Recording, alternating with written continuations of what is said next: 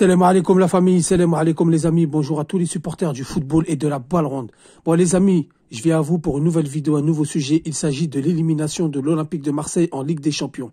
Comme tout le monde l'a vu, hier Marseille s'est incliné 2-1 au stade Vélodrome devant plus de 50 000 supporters.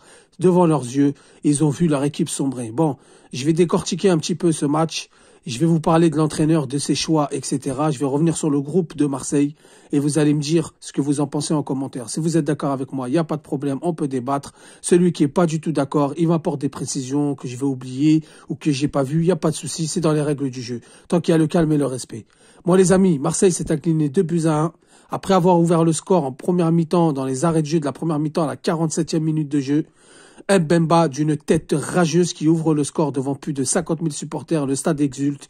On se dit là, c'est bon, Marseille va faire quelque chose parce que les lignes ont été cassées, les centres ont été tentés, les débordements. Première mi-temps, Marseille a mis le champignon, a mis l'accélérateur, ils étaient bien en place, ils étaient bien tactiquement. Mais il y a eu la blessure d'Eric Bailly. Donc Eric Bailly, il se blesse souvent. Est-ce que c'est une valeur sûre en défense?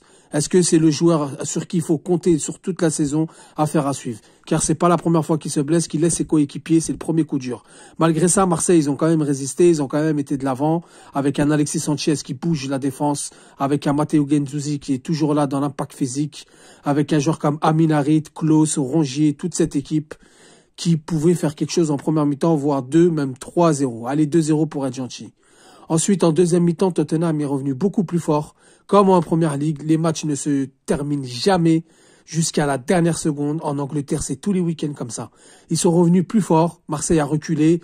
Ils ont cassé les lignes. Ils ont trouvé de l'espace. Ils ont agi beaucoup en contre-attaque qui a pris les défenseurs marseillais dans le piège.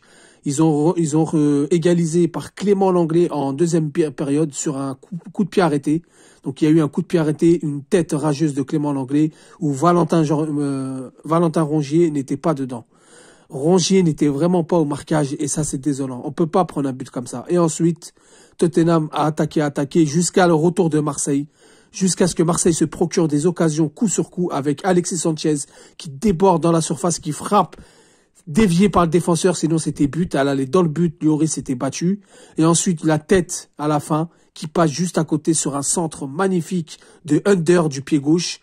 Une tête qui passe juste à côté. S'il met ce but, Marseille, je pense qu'ils sont qualifiés, je pense qu'ils gardent le score. Et à la fin, Tottenham qui a trouvé une contre-attaque, qui a trouvé l'espace, avec Harry Kane qui donne pour son coéquipier, qui frappe 2-1. Bon les amis, qu'est-ce qui s'est passé entre la première et la deuxième mi-temps? Tout simplement, Marseille a reculé, Marseille s'est effondré, Marseille n'a pas eu le mental. J'ai trouvé des joueurs qui sont fatigués parce que l'entraîneur Tudor, il met toujours les mêmes joueurs. Comment on peut laisser Dimitri Payet et Gerson sur le banc de touche? Au pire des cas, tu les fais rentrer à 15 minutes de la fin. Ils vont t'apporter des solutions. Ils vont t'apporter des fautes. Dimitri Payet peut te mettre un but à tout moment. C'est quand même un magicien. C'est quand même quelqu'un qui déclenche des frappes du pied gauche, du pied droit, enroulé. Il provoque des fautes. Gerson, c'est pareil, physique. Je comprends pas. Franchement, la vérité, les amis, beaucoup tombent sur Igor Tudor. Mais moi, je pense que l'erreur d'Igor Tudor, c'est les 2 premiers matchs.